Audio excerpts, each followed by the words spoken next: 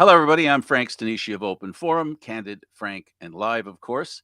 Welcome to the Spanglish World Network on Zingo TV channel 250. Please remember to download the Zingo TV app at the respective app stores for iOS and Android devices. While you download, make sure you rate and leave a comment. Both apps are absolutely free. Zingo TV is available on Google Chromecast, Amazon Fire, Fire TV Sticks, Roku Sticks, and also on all smart TVs 2016 forward. Now, on Open Forum, joining me is Paul Jonathan Saguil. He is the Liberal candidate for Willowdale, and he's a self-described community advocate. And these days, being a community advocate can mean so many things, right? Yeah, I can talk about the advocacy that I've done, but I just want to say thank you so much for having me on the show, Frank, and I really appreciate getting the chance to tell your viewers about my story, and hopefully I'll get to meet some of them in person very soon. But I just want to say thanks again. This is a great opportunity to share my views, my values, and what the Liberal Party stands for. Yes, and stand up to the challenge that some media members that may be unfair challenge you. So it's a good test for you Yeah. moving forward. All kidding aside, I really appreciate you being here as well. You're very kind to share your time with us. Who you are, what you are, is a very important thing today, because really, you're a human rights lawyer by Yes, vocation. I practiced constitutional and human rights law. I practiced civil litigation. In my current job, I'm on the front lines of, complying with sanctions and fighting financial crime. And so I think these are all important experiences that I can bring to the table. But you said it at the outset. What I've been fighting for and what I'm advocating for is about equal opportunity and access to justice for folks, but also to make everyone's life a little bit easier and a little bit better. I know we've had a hard time during this pandemic, and it's partly because of the way the current government has managed things. And so what I've been advocating for is just better government. And having good people in government is, I think, the first step in sort of fixing a lot of the issues that we have and the challenges that we have ahead of us. Yeah, the Liberals are in power federally. You're looking to become a member of the Ontario legislature, an MPP, in other words. There is a limit to what MPPs can do. We do have also, you talk about, those first things you talked about today with what's happening with the Russian Federation, what's happening with Parliament Hill and the truckers convoy. That alone speaks directly to a conversation that I think it sounds like you're well versed in. Yes, and of course, the fundamental question that we have before us is what kind of society do we want? Do we want a society that's divided? Do we want a society that leaves people on their own and fend for themselves? Do we want a society that isn't governed by the rule of law, but is just swayed by powerful interests or swayed by the mob?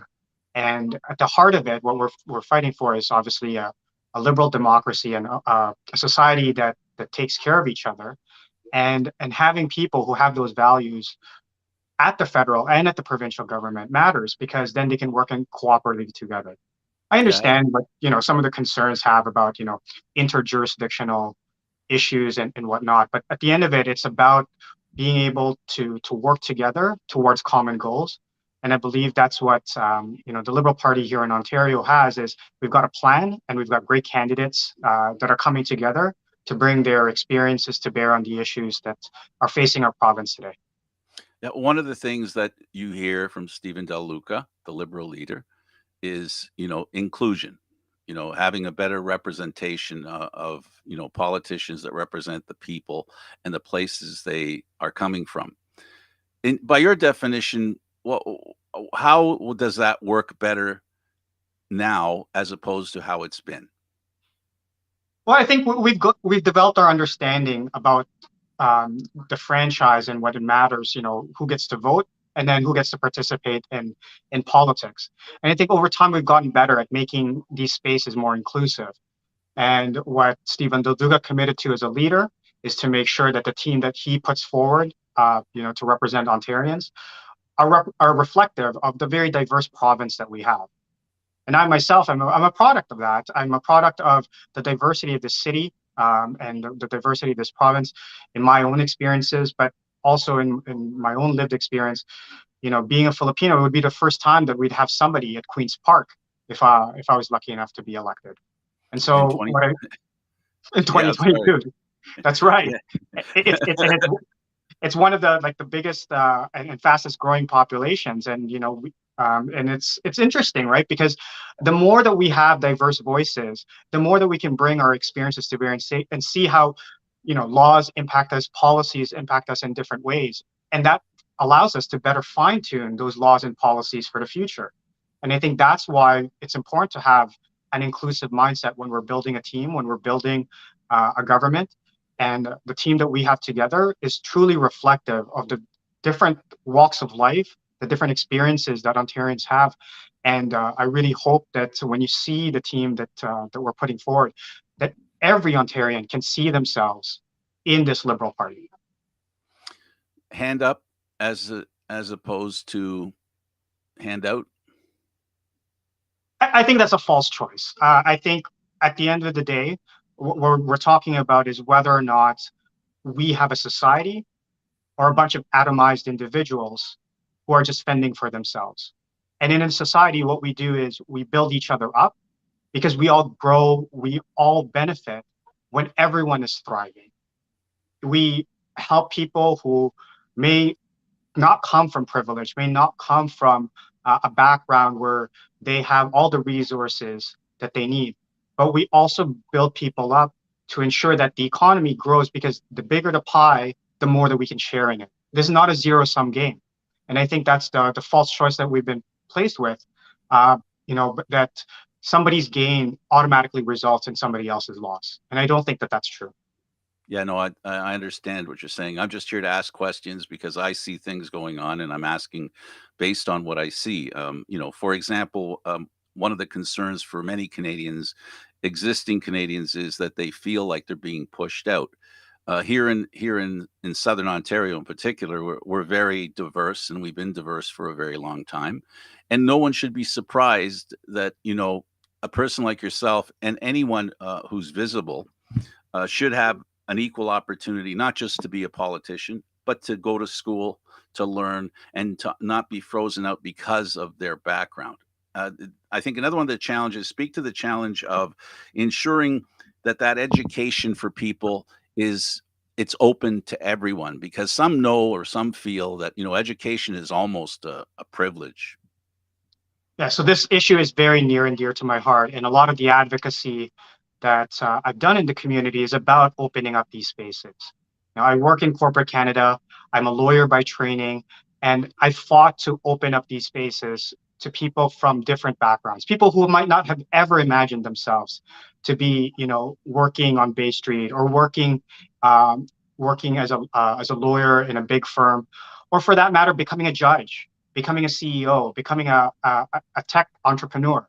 These are the kinds of things that I've fought for. And I know how important that is because, frankly, all of us, um, wherever we come from, come to Ontario, come to Toronto with a dream. And that's, to build a better life for ourselves and the next generation. And education is one of those important things, one of those important pathways. Now, education means different things for different people because we all have different skills and different ways to contribute to society. And what I hope to do as part of the Liberal Party is to open up those pathways and make things accessible for people who may not have either the resources, the networks, or the background knowledge to access these spaces.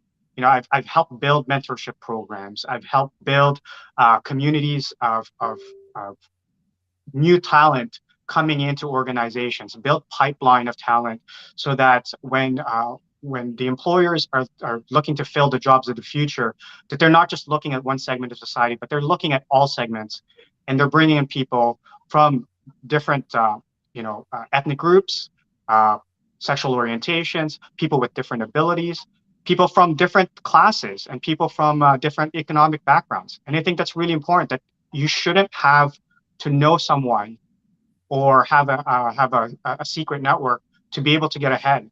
Everyone should have that equal opportunity, and that's what we're fighting for. Yeah, and I suppose, I guess, I don't mean to be presumptuous, but as important as it is to open opportunities, it's also to open the hearts and minds of everybody out there who may feel like they're being alienated, getting the message to them that there's a way. Yes, and I think that's obviously the ongoing project that we have as we build our society is to make sure that nobody gets left behind. I know that this is a major concern for probably a lot of viewers as to what the new post-pandemic economy will look like. And there's always this question, if there's going to be winners, then there has to be losers.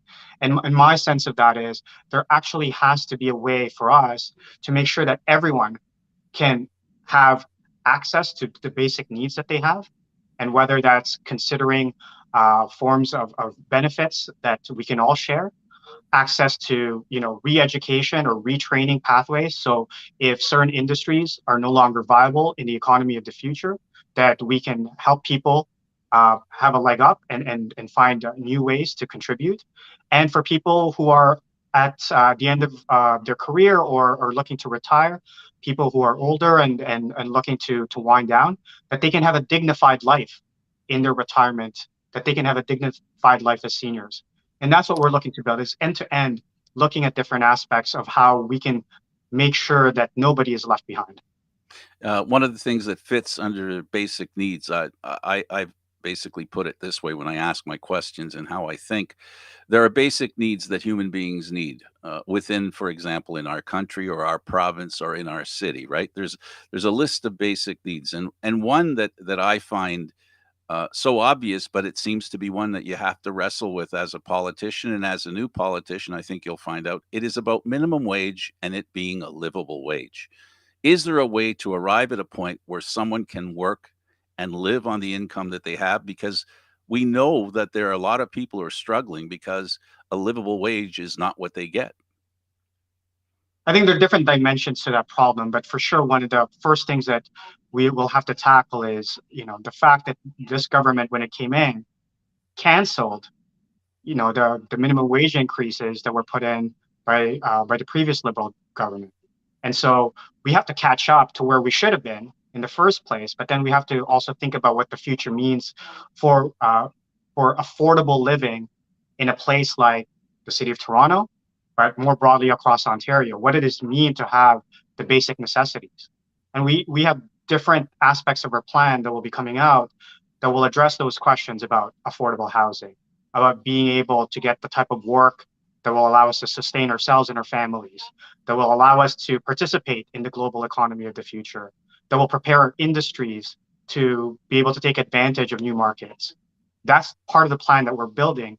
But I want to make sure that folks understand that what we're trying to do is make sure that every part of Ontario is part of this conversation. Every part of Ontario is part of the considerations that we're bringing forward. So we're not just going to be focusing on discrete pockets, but making sure that every Ontarian feels like their needs are being addressed. Yeah, because after all, if you live in Toronto, expenses are different than you live, for example, where I live. I live up in Simcoe. The cost of living is a little bit less. Now, not the groceries, the rent is less, the homes are less, those kinds of basic expenses are less. So it's kind of hard to square the circle of how much minimum wage is worth across the board. So that's one of the challenges I think that every government's going to have is how they deliver what you're talking about. So essentially, what you're telling me then is it's more or less a theme as opposed to a number. I think that's exactly it. This is about the whole picture of what it means to provide people the resources that they need to succeed, and it is about taking care of some basic needs, and some of those might be um, through exactly legislation like setting a floor for minimum wage, but it could also be the different dimensions of what it means to have a sustainable existence and a thriving existence in a 21st century city like Toronto, but also in communities like Simcoe in Northern Ontario, in Kingston.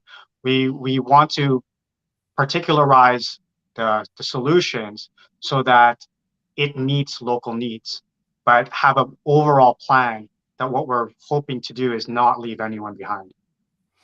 From your perspective, we're going through a real tumultuous time. Your leader has asked that Russian vodka be not sold at the LCBO.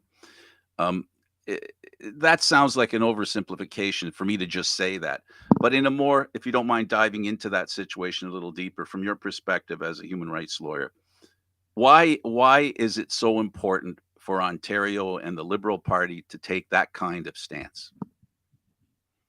I think the stance that we're taking with respect to the challenges that are being faced in by the Ukraine today is about standing up for human rights, standing up for the rule of law, standing up for the international legal order that we've spent almost a century building. You know, after World War II, we saw the devastation, and we don't want a repeat of what happened in Europe during World War II. And I think making strong statements, taking strong measures against brutal regimes like Putin's regime in Russia today is an important aspect of who we are as Ontarians, the kind of values that we have. A lot of us, a lot of us here in Ontario come from states, come from situations where there was no rule of law, where we fled these types of situations. And if we can do something to help, if we can do something to help set an example or to help sway the leaders of the world today to take a different path, then we should do that. And I think having a leader who takes that stance is exactly the kind of leader that Ontarians need right now. We don't need a leader who coddles, authoritarian uh, individuals or um, people who don't believe in the rule of law. We can't That play footsie with those types of elements in our society because we know very well what happens is if you play footsie with them, they will take over. And we know what's happened in our own backyard when we give them that space. Yeah, you're more than aware of the status of the world and how it's changing, and sadly, in many ways, moving away from democracy. Where we have this, basically people populism that I don't even want to define it because I don't understand it because it doesn't come at me in one direction. It comes at me in many directions. But I guess the point to the question I'm asking is we live in a world today where in politics and the vocation you've chosen to take, where it's completely acceptable to be untruthful. And to me, that's something I'm having trouble grasping with. And by that I mean I'm beginning to question almost everything, and we seem to be distracted. How can your experience help your community, your MPs, your government to understand some of the traps? Because you've seen it all. There's all kinds of traps we can fall in.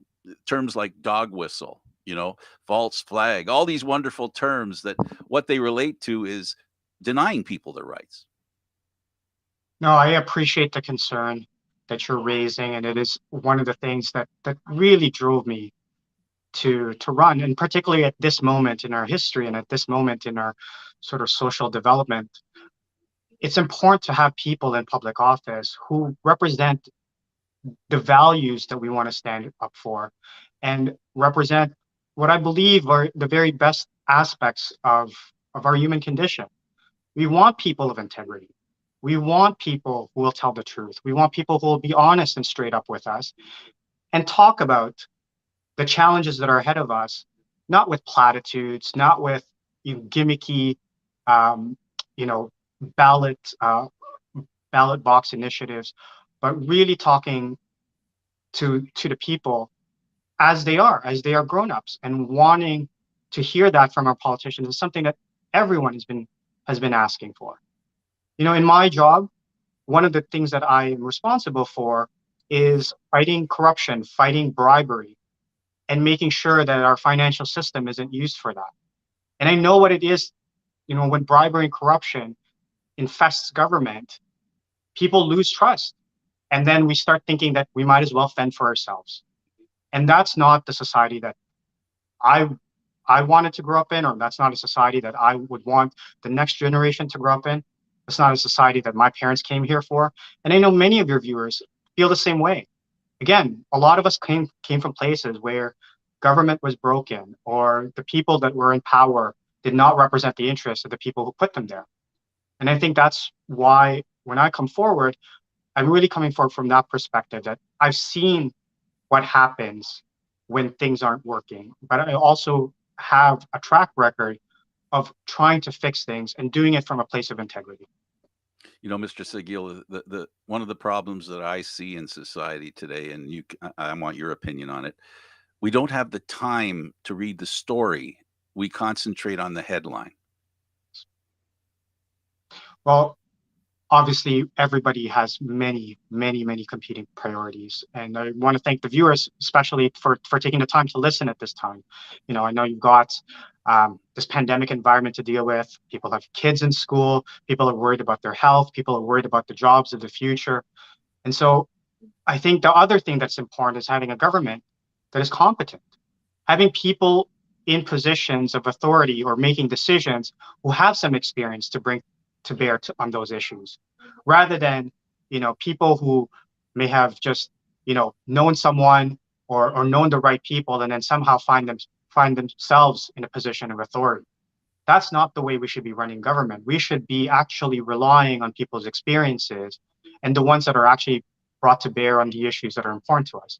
So that's another thing that I've tried to emphasize in our conversation. And what our leader, Stephen Del Duca, has tried to emphasize is to bring forward a team that's ready to govern, that is competent and ready to govern, that will make decisions based on the advice of experts, but will also make decisions based on their understanding of the communities that they're representing, and not just focusing on their friends in the background or their cronies in the background.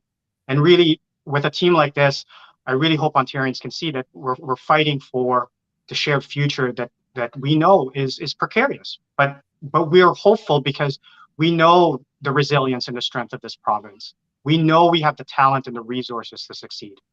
We just need people steering the ship who will unleash all of that potential into the 21st century. I think it's important also. I hate to throw these phrases out, but it's the only way I can do it because I don't want to talk for an hour. I want you to do the talking. You know, um, uh, the world today, Canada, Ontario, Frank, stay in Ontario. I'll stay in Ontario. Uh, do we have the ability as people, is the question I ask myself all the time when I do programs like this. Do we have the ability to challenge ourselves, challenge our thinking, challenge our beliefs? In another term, that means listening. Do you feel that's important for political parties today who, in some people's minds, they feel they're siloed, their followers are siloed? We're separating into different media groups, and those media groups are determining this. How important is it to really stand up for what I think a world that you come from? You come from a world where views are challenged. You stand in front of a judge and you tell your story. Never mind the baloney that, outside the courtroom that is, thrown. At some point, the rubber's got to hit the road. How can you help in the contribution, which I think is important, in challenging our views so that we get to the truth and don't get this, derailed by, innuendo and false statements? I absolutely agree that politicians need to listen. We're there to represent, the broad interests of the communities where we come from. And that's one thing that we've been doing as a team. Each of us are, going out into our own respective communities.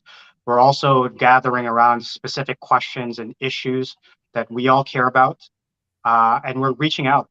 We've been meeting with stakeholders. We're going out into the community, whether it's virtually or, as public health guidelines allow us, small meetings, small gatherings in person. But I absolutely agree. We need to listen because a lot of people have spent during this time in the pandemic really isolated. And I think that echo chamber that we see online has made some of these conversations a little bit more difficult to have across differences. And so I think as we go into this campaign, I think it's an important time for all of us to take stock of where we have traveled as a community, as a province, and where we want to go together. And I believe that that's the message that we're going forward is we're here to listen and we're here to bring these concerns together. And then our plan will hopefully reflect the priorities that have been shared with us by the different communities and stakeholders that are advocating for solutions. Yeah, we've made a subtle change in society since I've grown. I'm pretty old, so I go back quite a bit. We've gone from critical thinking to thinking critically. That's the part that bothers me more than anything, and that I feel is the challenge, not just as a party, but us as people, where, we need to figure out a way to get a message out there that is listened to completely, as opposed to, I'm going to say a sentence, now you know everything I mean. Yes, and I think obviously when we have dialogue, we have to unpack some assumptions. We have to think about, some of our own unconscious biases, that come from, experiences that we might have or things that we've grown up with. But at the end of the day, we are all here, in the time that we have on this amazing planet that we have, in a very blessed country that we have, with some very, very similar needs, right? We want the best for our families. We want the best for our chosen families, for the communities that we built. We want to have meaningful lives where we can thrive and pursue our passions. We want to be able to afford like basic necessities for ourselves, but also, save for the future and save for that time when we're winding down our lives. And we want to be able to give something to the next generation. And I think when we remember those things that bind us, those things that are common to us, it actually makes all of the quote unquote division that's actually being sold to us, it makes it laughable. We have much more in common than what we actually think and what we are led to believe. And when we focus on that, I think we can actually rise above the noise and actually start focusing on how to build and remake the society into a place that's going to be great for future generations. Well, Canada's always been a place where racism resides. It always has been, right from the moment that we landed here. Aboriginal folks were displaced. Even when you talk about early Canada, upper lower Canada, French, English, it went on. I experienced it as a young boy. My background is Italian, and the question I'm going to ask you, I could tell you the story, but I won't waste your time. The the thing is, racism runs differently. I'll put it this way: when I was a young boy, we were a visible minority. Now, most people might say, "Well, how can you consider you're white? You're Italian. You're white." Well, here's how I'll tell you: we were a visible minority. I looked for an opportunity to work at CTV. I sent my resume, and they asked me if I was willing to change my name. And when we walked around the street, they knew who we were. We spoke a different language. And so I understand racism. I've experienced it. How can we, you know, the other thing is because I've been here long enough, the concern that I have is the reaction of, your constituency is different than a constituency in Ontario up north, whether it's here or somewhere else close to here. How important is it for the party to pay attention to your constituency and also remember there's a bigger constituency? In the US they have that term white lash. I'm sure you know what I mean. So basically, folks, it's people rejecting inclusion because they feel it excludes them. How important, or what place are we in that regard here in Ontario? Do you see a problem in that regard, and do you see a solution for it? I'm not going to deny that there are, challenges in how we perceive each other, and historically, some of the systems that have been built based on those prejudices. And as a visible minority myself, I know full well what what that means in my day-to-day existence and the existence of friends and family, how they've faced that kind of discrimination. But I don't believe we're a static society. And I don't believe that what the progress that we've made over the years should be discounted. And so while I speak from a place of someone who has experienced these things on multiple dimensions, as a visible minority, from an ethnic background, but also from a sexual orientation, I know what it is to feel discrimination and to experience that, in a very real, visceral way. But I also know and believe, and one of the reasons why I'm running for public office is to make society better. And so I don't believe in defeatism and saying that we are never going to get over these problems. What we do is we improve the system over time.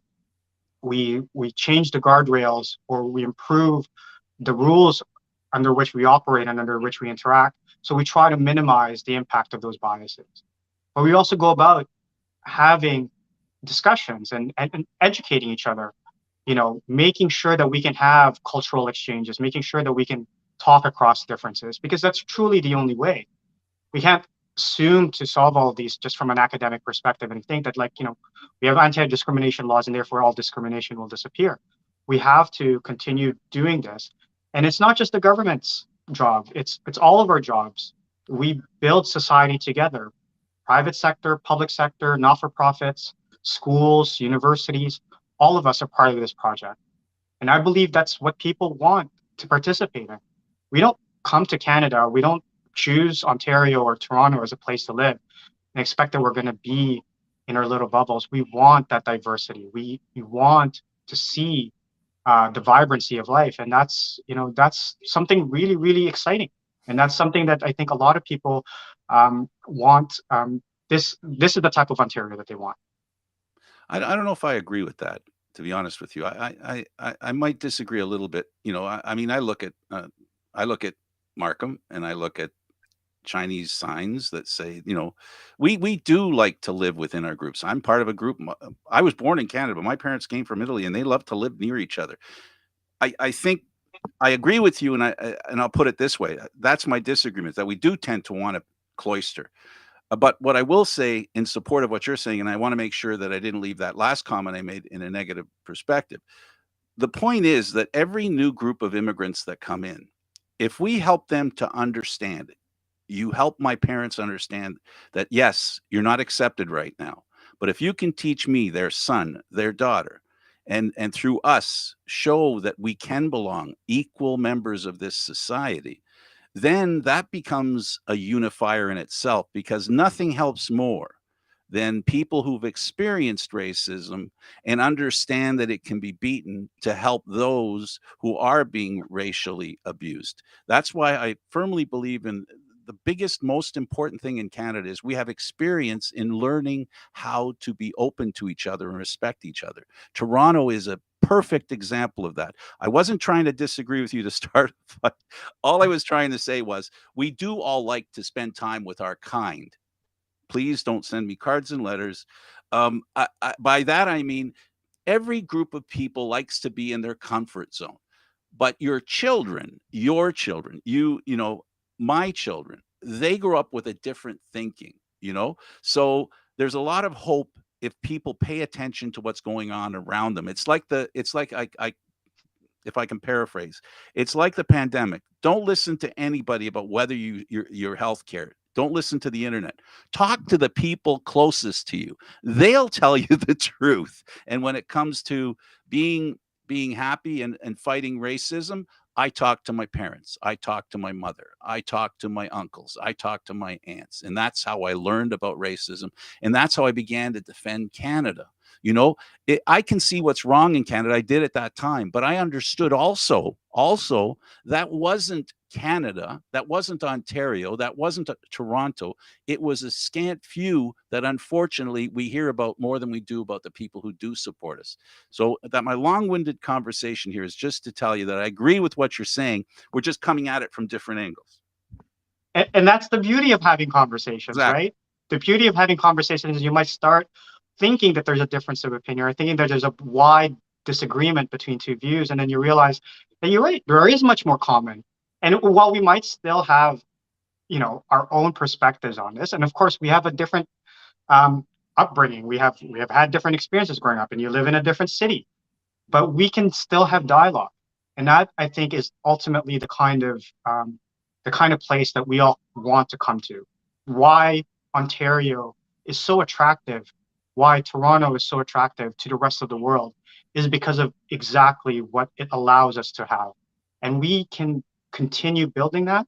And that's what I hope that we're doing together as a Liberal Party, is to create the conditions for that continued dialogue and that continued conversation. And really, it is a privilege to have this conversation. And I want to thank you for opening it up and for your viewers to listen, because if it was a different place, there wouldn't be a free press. If it was a different place, a person like me wouldn't be able to even step forward. And that is something that we're so blessed to have. Yeah, it's unfortunate. Our worst enemy, yours and mine, and everybody else in Ontario and in the world, in fact, is fear. And some people inject fear into a conversation, and that blinds us to reality because fear tends to, that fight or flight thing that happens, right? So you're not thinking rationally, and I like your rational thinking, and I believe that what's really important and what you bring to this conversation, and it's important that people understand this as a person who's a visible minority, and however you identify yourself. um, it's fantastic that you've made it to where you've made it, right? And people assume that you made it there. They just think they don't understand how much work it took and the opportunities that you created for yourself. What are some of the challenges you had? We only have a few minutes left that you can give advice to other people that you feel are like you who may not feel like those opportunities lie for them. How can you help them to understand reaching their goals? Not necessarily just a politician, but you've reached some wonderful goals. You need to be applauded and congratulated for it. I appreciate that so much. And, I know how blessed I am, but I also know it's not without the sacrifice of a lot of people in my life. I wouldn't be here without my family. I wouldn't be here without my parents and all that they've done. And I know that that resonates with a lot of people in your audience. A lot of, your audience probably comes from parents who've sacrificed their own dreams so that their kids could succeed. And the one thing that I guess I wanted to highlight, and one of the many reasons I've talked about here of running, is exactly that, to set an example for people who may not see themselves in places where, you know, you might not see yourself being, at a bank. You might not see yourself working at a law firm. You might not see yourself working at a tech company. But all of these things are possible. That's what the dream is that everyone comes to in a place like Ontario, in a place like Canada, is that these things are possible for future generations.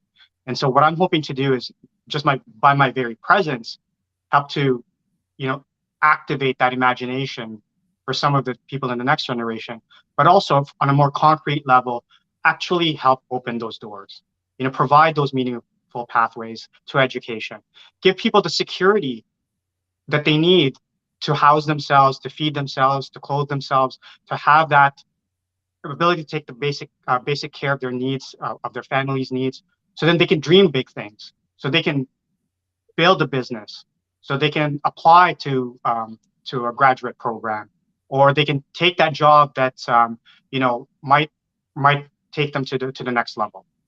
And that's what we're trying to do here as a party. And I really hope that when the time comes for you to vote, that people vote with hope and optimism. As you said earlier, sometimes people think out of fear, but what we're presenting is a plan that is about hope, and that is about a future where we all thrive. And I think that's something that everyone can get behind. I'll simplify it, why I congratulate you. I'll simplify it for anybody listening out there.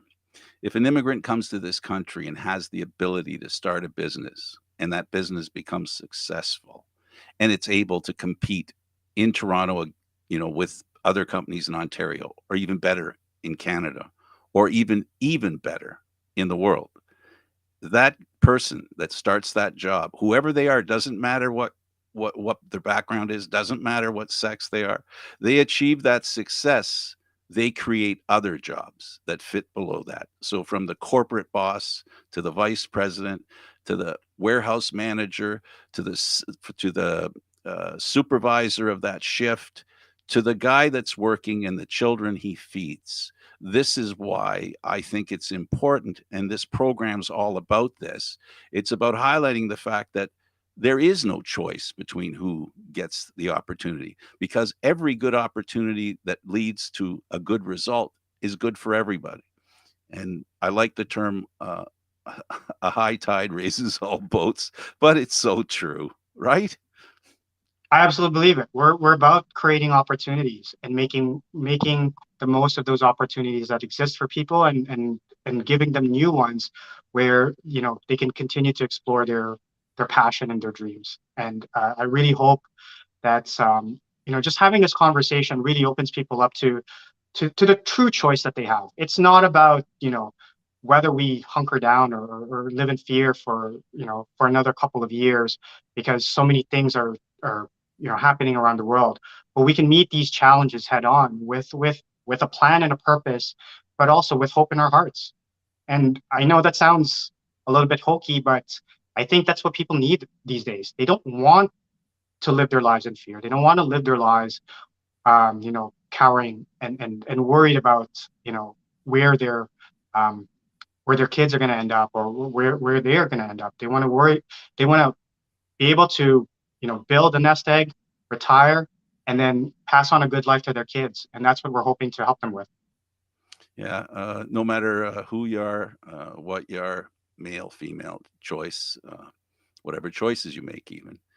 The whole trick here is, and the important thing that you have to promise me, and I need my politicians to promise me, is that you'll eliminate bullying in the neighborhood, in the city, in the province, in the country, and in the world. So we've gone a complete circle. This is why people like Putin have to you have to stand up to them, because no one, the one thing we can all agree on, wherever you come from, when you come to this country, you come here looking for peace. You're looking for an opportunity. And I think that even goes for the ones that didn't come from another country, that were born here. So your job is to do that. And I'll give you the last few words that we have. We have about 5 minutes left, and you're more than willing. I'm more than willing to let you take the 5 minutes. So now make your pitch for me. It's your first opportunity to do a little stump speech. What do you got? One for me?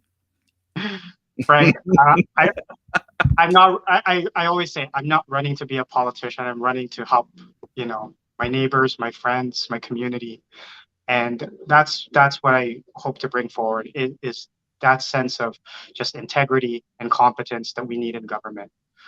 But fundamentally, what we've talked about here is having people who are in charge of making decisions, people with authority. They need to be able to reflect the communities that they come from, and that's what I bring to the table. My family came here over 30 years ago. And as you said, a lot of us are in similar positions where we leave behind lives to build a new one here in Canada. And that's what they wanted for their children. And the place that I'm running is close to my heart, close to my family's heart. It's a I place know where, it will. yeah, my I know family it lives will. in Willowdale. And it was actually the place where we said goodbye to my grandfather. And I know that a lot of people in Willowdale share very similar experiences, very similar stories. And I hope that they see themselves in a little bit of what I've shared today, but your viewers as well. Wherever you are in the province and whatever your background is, there's a member of the Liberal Party team that knows and understands where you're coming from and will fight for you. And that's what we're fighting for together, is for that shared future for this province, and bring people to a place where they can live the lives that they've dreamed of, and pass on something great to their kids and build something for the future. So I really just want to thank you for the conversation. It's very rare that we have all this opportunity to unpack issues, but also to not talk in sound bites. I think, hopefully it's come across that a lot of these things are coming from a genuine place. And ultimately that's what we want to see in our leaders. And I hope to be one of them in the future. And I hope that your viewers will place that trust in me and the Liberal Party. Yep. And for my part, I want to say thank you for sharing your views and helping us to learn a little bit more about you. And if we're going to vote, it has to be, having listened, heard, and tried to understand. So, I hope people, when they vote, don't just vote for the party of their choice. I hope they can listen to the person that's running, because I think putting you on the spot to tell us what you think is very important, and I appreciate you doing that. And I also appreciate, this program is all about hope. Our intention all the time with what we do is to ensure people understand that, yes, we identify there are problems. We know there are scary things going on out there, but we should never give up on hope. And the only way to to guarantee hope works is if we listen. And as I said before, I truly believe that, we have to actively listen and take the time to hear what somebody's saying rather than react to the first three words they say and then stop listening. Well, thank you so much for allowing me to talk, but also for your viewers for listening. And I've really enjoyed this conversation. I really look forward to more conversations like this. And for any of your viewers, I'll make it easy. It's paulsaguil.ontario.liberal.ca. If you want to hear more about my story, or if you want to follow the progress of our campaign, paulsaguil.ontario.liberal.ca. Willowdale Candidate, if you can't figure it out. So if you look into the Liberal Party and you look for Willowdale Candidate, you'll find Mr. Saguil. Thank you so much again, Frank. It's been a real pleasure. Who are you rooting for in hockey? Well, I'm a Leafs fan at heart, so you know, as we've been talking about, it's about maintaining hope even under some crazy circumstances, and that's what I've learned over the years as a Leafs fan. Hey, you know what? Hang on to your hope. Yeah, well, that's why I asked that, because I was afraid you were a Leaf fan. I was worried for you. I'm just kidding. We do a Leaf show here. Like I said, we have our differences, and sometimes we have things that we will just agree to disagree. and you know what? That, like you said, I think you summed up the whole program and what your aim is. I don't want to pigeonhole you, but at the end of the day, you're a new person looking at politics from the perspective of not being a politician, entering it. You do admit that once you get in, there might be some wake up calls that you didn't realize existed, because that's what happens in life. Every time you've had such a wonderful life of so many new positions, you weren't able to predict how everything was going to be when you got there. It's going to be a challenge, buddy. It's going to be a challenge. Good luck with it. I really wish you the best. No, in all seriousness, listen, from one human being to another, your success is my success, and that's the way we look at it on this show. Frank, thank you so much. Have yourself a great weekend, and to your viewers, thank you so much. My pleasure. That was Paul Saguil. He is the Liberal candidate for, of course, Willowdale, Ontario. If you don't know where that is, I knew 855 York Mills. That's where the Rogers television studios were. And that's generally the area that it's in. So I want to thank the hopeful member of Parliament for Ontario Legislature, I should say, Paul Saguil. Thank you for being on the program. Thanks for watching, everybody. This has been Candid Frank Live's Open Forum, seen live Fridays at 4 p.m. Eastern Standard Time. This show can also be heard on the Spanglish World Radio Network. For Open Forum, other news, entertainment, and sports programming we offer, please check out spanglishworld.ca. Spanglish World. Watch it, hear it, read it, download it, and live it. Thanks for watching, everybody. See you next time. Stay safe out there.